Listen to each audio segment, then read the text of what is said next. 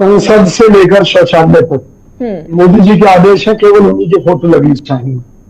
चाहे चुनाव विधानसभा का हो, लोकसभा का हो, नगर निगम का हो, हर जगह मोदी जी पहुंच जाते हैं। उनके पास इतनी फुर्सत है जी। मणिपुर जल रहा था, कर्नाटक चुनाव मोदी जी लड़ रहे थे, वहां जाने की पूरी फुर्सत थी, विदेश यात्राओं की पूरी फुर्सत है। लेकिन जब उनसे देश की संसद में तमाम विपक्षी पार्टियां एक स्वर से जवाब मांगती हैं, तो उसके लिए सरकार के पास समय नहीं है। दरअसल भाजपा सरकार की एक साजिश है, एक रणनीति है, जिसके तहत वो खुद ही ऐसा माहौल क्रिएट करते हैं कि संसद में हंगामा हो, विपक्ष उसका बहिष्कार करे संसद की कार्यवाही का, और उसके बाद में सरकार बहुमत के आधार पर अपने सारे बिल पास करा ले। तो सरकार को तो इसमें कोई नुकसान नहीं है। वो कहते हैं ना कि भाई इसमें इनका घाटा, हमारा क्या जाता। तो भाजपा तो इस रास्ते पर चल रही है। दूसरी तरफ हमारी पार्टी कांग्रेस की स्थिति यह है कि एक जंगल में आग लगी हुई थी और एक चिड़िया जो है कहीं से पानी लाती और बुझाने की कोशिश करती, तो सबने ये कहा चिड़िया जंगल में इतनी आग लगी हुई है, तेरे पानी डालने से क्या हो जाएगा। उसने कहा कि आग बुझे ना बुझे, लेकिन जो मेरा फर्ज है उसे मैं पूरा करूंगी।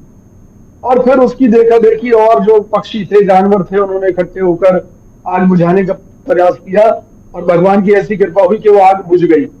तो वही स्थिति आज भी है कि कांग्रेस इस देश में लगी हुई आग को बुझाने की कोशिश कर रही है, और हमें देखकर धीरे धीरे क्षेत्रीय दल हमारे साथ आ रहे हैं, जिससे भाजपा सरकार बेचैन है। आलोक वत्स जी, अभी इस वक्त कोई मतलब नहीं है कि वो 31 बिलों के ऊपर चर्चा हो। नहीं पलक जी, मुझे नहीं पता कि भी किसने क्या कहा है, लेकिन क्या कांग्रेस पार्टी का आप ऐसा कोई बयान बता सकती है कि जिसमें हमने कहा हो कि हमें मोदी जी का घमंड छोड़ना? जी सर, बताइए किसने कहा है।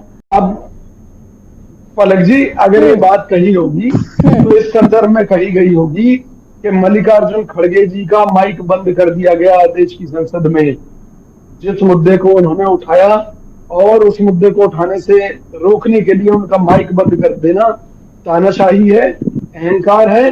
तो उस अहंकार को तोड़ने की बात कही है, पहली बात।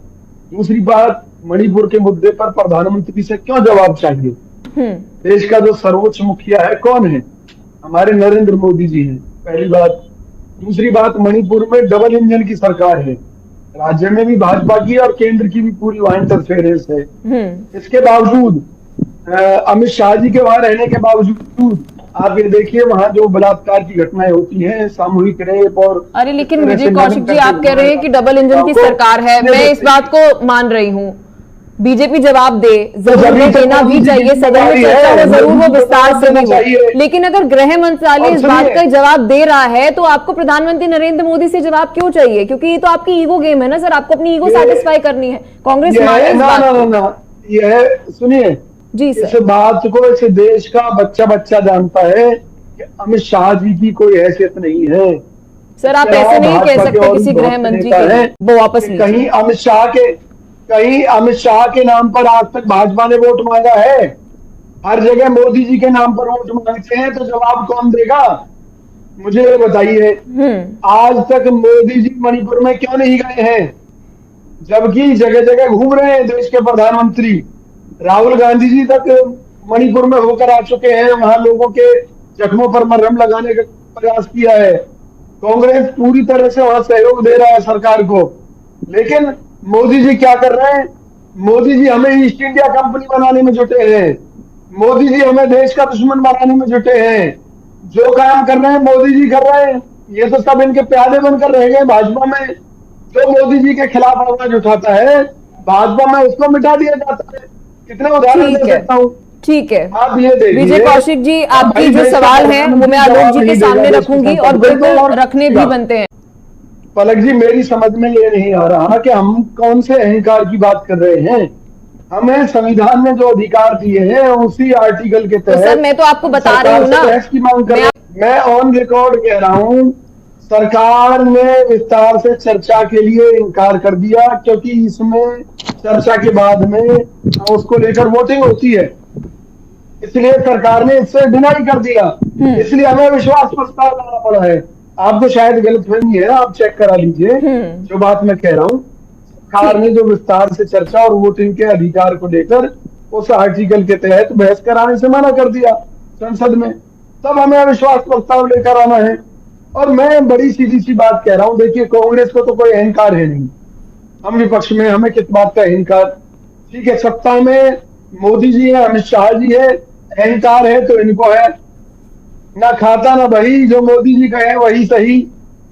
सपने में ये कहते हैं कि भाई सपने में कांग्रेस ही उनकी हत्या की साजिश रच रहे हैं, तो ये कुछ भी कह सकते हैं। ये बादलों के पीछे जहाजों को छुपा देते हैं मोदी जी, नाले की गैस से पकौड़े बना देते हैं। अजय जी, तो आज के समय क्या में कहना चाहेंगे, क्योंकि चिंता का विषय। देखिए, आलोक भाई जी के मुताबिक मोदी जी को पल पल की जानकारी है, उसके बावजूद भी लगातार मणिपुर से लग रहा है, कल की भी घटनाएं वहां पर आगजनी की और दंगे फसाद की हुई है। ये बहुत दुखद बात है देश के लिए। सही मायने में तो मोदी जी की पूरी जिम्मेवारी बनती है, लेकिन पल पल की जानकारी होने के बावजूद भी वो कर्नाटक में लगातार लगे रहे, विदेश यात्राओं में लगे रहे, देश के हर मुद्दे पर बात करते रहे, लेकिन मणिपुर के मुद्दे पर एक बार भी उनके मुंह से कोई शब्द नहीं निकले। अगर मणिपुर वाली वीडियो सामने ना आई होती और संसद सत्र चलने से पहले ये घटना सामने ना आई होती, तो निश्चित तौर पर मोदी जी संसद सत्र में भी इसके ऊपर एक शब्द भी कभी बोलना ही नहीं चाहते।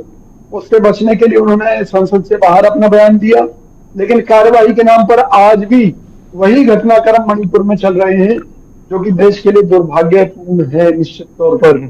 और मजे की बात यह है कि मोदी जी विपक्ष को कुचलने के लिए, क्योंकि देखिए मैंने कहा कि इनका प्रमुख एजेंडा यही है कि संसद ना चले, क्योंकि संसद ना चलने की स्थिति में मोदी सरकार, लेकिन सर संसद तो आप नहीं चले दे रहे। पास करा लेती है। लेकिन सर बीजेपी की चर्चा हो, मेरी बात तो सुन लीजिए पलक जी। जब लोकतंत्र में संविधान के मुताबिक जो हमें अधिकार मिले हैं उसके तहत हम चर्चा करा। सर संविधान में कहाँ लिखा है कि आप हंगामा कर? मणिपुर में रह रहे लोग क्या भारतीय नहीं है? अरे सर मणिपुर पे चर्चा तो कह रही है ना सर, बीजेपी कह रही है कि हम चर्चा करेंगे।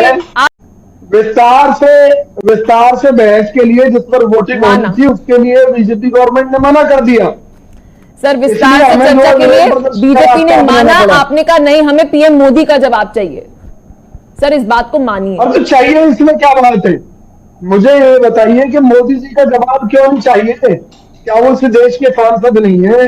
क्या वो प्रधानमंत्री नहीं है? वो जब चुनाव में वोट मांगने जाते हैं तो कहते हैं मेरा चेहरा देखकर वोट दीजिए, मेरे नाम पर वोट दीजिए।